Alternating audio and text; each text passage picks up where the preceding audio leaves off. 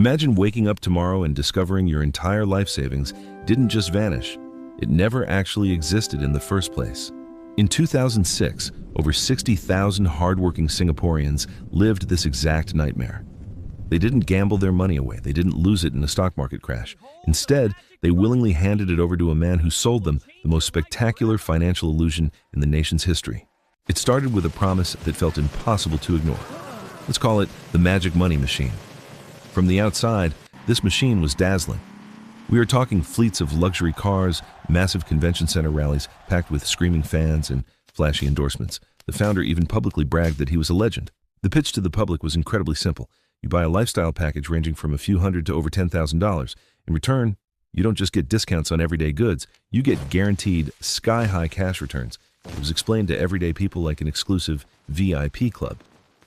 You put your money into the VIP box, the company uses your cash to fund a massive, profitable network of retail stores, telecommunications, and real estate, and you get paid massive dividends every single month. It sounded brilliant. And for a long time, it worked perfectly. Early investors were cashing out and buying brand new cars. Word of mouth exploded. But here's the terrifying twist. If you cracked open that VIP box, it was completely empty. The sprawling retail stores they bragged about, they were mostly ghost towns with terrible products. The massive real estate investments? A total mirage. The company wasn't making any actual profit from its businesses. So how on earth were they paying out millions in guaranteed returns every single month? It was a classic trap, but executed on a mind-bending industrial scale. Imagine you owe Peter $10. To pay Peter back, you borrow $10 from Paul. And to pay Paul, you borrow from Mary. As long as a never-ending line of new people keeps handing over their cash, everyone thinks the system is generating real wealth. This was a supercharged Ponzi scheme, brilliantly wrapped in the shiny packaging of a legitimate corporate empire, and it was spreading like a virus across the island.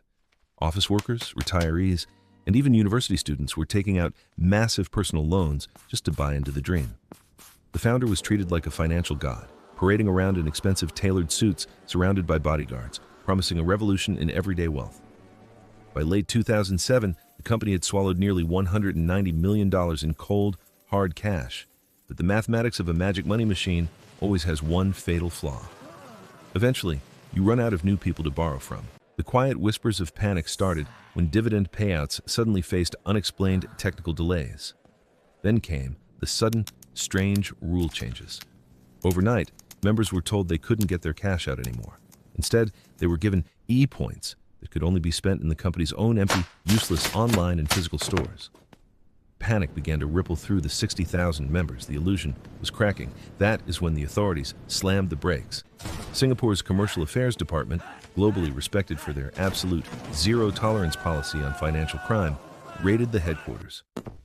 What they found inside the books was shocking. There was no secret investment strategy. There was no vast retail empire generating millions in profit.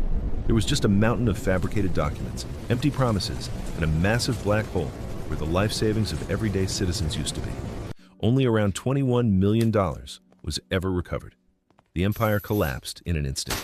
The charismatic founder was dragged into court, his luxury facade completely shattered, and he was eventually handed a 9-year prison sentence and a massive fine. While the victims suffered heavy losses, the swift and ruthless crackdown by Singaporean authorities sent a very clear global message. The nation's financial ecosystem is a heavily guarded fortress, and those who try to poison it are hunted down and dismantled. Today, that fortress is stronger than ever, guarded by strict regulations that make Singapore one of the safest places on earth to bank and do business. But the ghost of that massive illusion remains a chilling reminder.